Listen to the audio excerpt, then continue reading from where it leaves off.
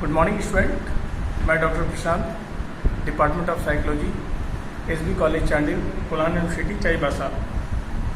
जैसा कि हम लोग पढ़ रहे थे ऑर्गेनाइजेशनल बिहेवियर में, जो सेमेस्टर 6 का है CC 30, इसमें हम लोगों ने इंट्रोडक्शंस पढ़ लिया था और आज एक नया टॉपिक लीडरशिप पढ़ेंगे, जिसमें ट्रेड थ्योरी है, कंटिजेंसी थ्योरीज है और बिहेवियर थ्योरीज है। सबसे पहले हम लोग ये जान लेते हैं कि नेतृत्व या लीडरशिप होता क्या है। नेतृत्व वह है जो समूह के स्थित संबंधों में सबसे ऊपर होता है। इसी तरह से सेरिफ ने कहा कि a leader is the individual highest in the status relationship of the group. वहीं द्विवेदी ने कहा है leadership is a fundamentally the ability to form and mold the attitudes and behavior of other individuals। यानी कि हम कह सकते हैं कि नेता वह है जो समूह के स्थिति संबंधों में सबसे ऊपर होता है। अब हम इसके ट्रेड थ्योरी या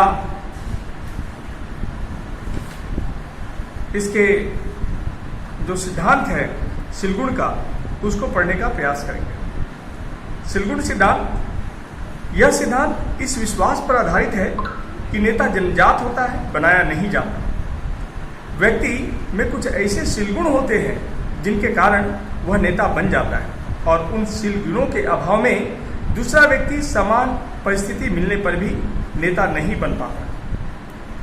टर्मन के अनुसार शारीरिक आकार, लंबाई, वजन, आकर्षण आदि का प्रभुत्व के प्रादुर्भाव पर पड़ता है। अन्य बातें समान रहने पर भी अच्छे तथा आकर्षक शारीरिक सिलगुण व्यक्तित्व सिलगुण की अपेक्षा अधिक महत्वपूर्ण होते हैं। दूसरा उन्होंने बताया कि व्यक्तित्व सिलगुण में बुद्धि, शब्दांडर, प्रभुत्व, आत्मसंस्थापन, आत्मविश्वास, संवेगात्मक नियंत्रण, अभियोजनशीलता, लचीलापन, उदारता आदि मुख्य है। महान मानव सिद्धांत के अनुसार नेतृत्व के उद्भव एवं विकास में अर्जित शील गुणों का भी हाथ होता है। विशेष रूप से उच्च तथा प्रतिष्ठित परिवार में जन्म लेने वाले बच्चों में निम्न परिवार में जन्म लेने वाले बच्चों की अपेक्षा नेता बन जाने की संभावना अधिक देखी जाती है। तो इस तरह से हम कह सकते हैं कि यह सिद्धांत शील गुणों को नेतृत्व के उद्भव तथा विकास का आधार मानता है। इस अर्थ में नेता जन्मजात होता है, लेकिन यह सिद्धांत नेता के प्रादुर्भाव की व्याख्या करने में पूरी तरह सफल नहीं है।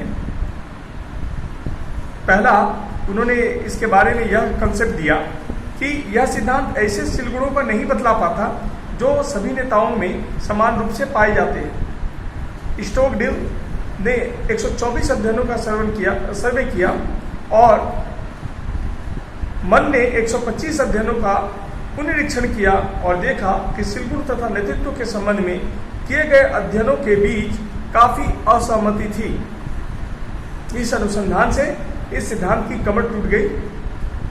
दूसरा, इन्होंने तर्क यह दिया कि यह सिद्धांत इस बात की व्याख्या नहीं कर पाता कि प्रारंभिक जीवन में पिता के साथ संघर्ष रखने वाले दैहिक दोष के कारण हीनता का भाव रखने वाले कुछ लोग क्यों महान नेता बन जाते हैं और कुछ लोग नहीं बन पाते। अतः नेतृत्व का प्रादुर्भाव की व्याख्या केवल शारीरिक या व्यक्तित्वशील गुणों के आधार पर संभव नहीं हो पाता। इस तरह से हम कह सकते हैं कि शीलगुण का जो सिद्धांत है वह कहीं ना कहीं शारीरिक शीलगुण पर, व्यक्तित्व शीलगुण पर तथा अर्जित शीलगुण पर बेस्ड है। इसके अलावा हम लोग कंटिजेंसी थ्योरीज पढ़ेंगे, जो कि फिडलर के द्वारा दिया गया है। फिडलर ने नेतृत्व प्रभावशीलता के प्रासंगिक सिद्धांत को प्रतिपादित किया। उनके सामने मुख्य समस्या यह थी कि नेतृत्व की प्रभावशीलता नेतृत्व के प्रकार पर निर्भर करती है या परिस्थिति पर। दूसरे शब्दों में उसने यह समझने का प्रयास किया कि कोई व्यक्ति अधिक प्रभावशाली नेता होगा अथवा कम प्रभावशाली, इसका निर्धारण परिस्थिति के द्वारा ही संभव हो सकता है। परिस्थिति जो विशेषताएं होती है उसमें सबसे पहला फिडलर ने बताया कि नेता समूह संबंध। जब नेता तथा समूह के सदस्यों के बीच अच्छा या अनुकूल संबंध होता है तो ऐसी परिस्थिति में नेता अधिक प्रभावशाली प्रमाणित होता है। समूह के सदस्य उसे पसंद करते हैं, सम्मान देते हैं तथा उस पर विश्वास करते हैं। कार्य संरचना या टास्क स्ट्रक्चर। जब समूह का कार्य संरचित होता है और उस कार्य को सफलतापूर्वक करने की मांग स्पष्ट होती है तो नेतृत्व करना आसान होता है और नेता के प्रभावशाली होने की पूरी संभावना बनी रहती है। इसी तरह से नेतृत्व में अंतर्निहित शक्ति, यानी कि जब नेता का समूह द्वारा स्वीकृत अधिकार या शक्ति अधिक होती है तो नेतृत्व करना सरल हो जाता है तथा उसके सफल एवं प्रभावशाली नेता होने की संभावना भी अधिक बढ़ जाती है।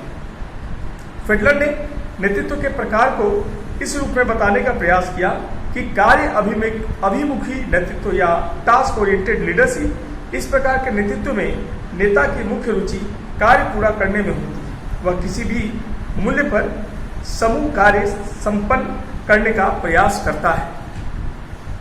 ग्रुप ओरिएंटेड लीडरशिप या समूह अभिमुखी नेतृत्व। इस प्रकार के नेतृत्व में नेता मुख्य रूप से सदस्यों की संतुष्टि तथा भावनाओं में रुचि रखता है, सदस्यों को संतुष्ट रखने का हर संभव प्रयास करता है। फिडलर ने ग्रुप ओरिएंटेड लीडरशिप के गुण को बतलाते हुए लिखा है कि यह सिद्धांत कई प्रयोगात्मक प्रमाणों पर आधारित है। फिडलर ने स्वयं अनेक परिस्थितियों में प्रयोग करके इस सिद्धांत की सार्थकता को प्रमाणित करने का प्रयास किया है। इस सिद्धांत में प्रमाणीकरण का गुण भी पाया जाता है। कई मनोवैज्ञानिकों ने अपने अध्ययनों के आधार पर इस सिद्धांत का समर्थन भी किया है।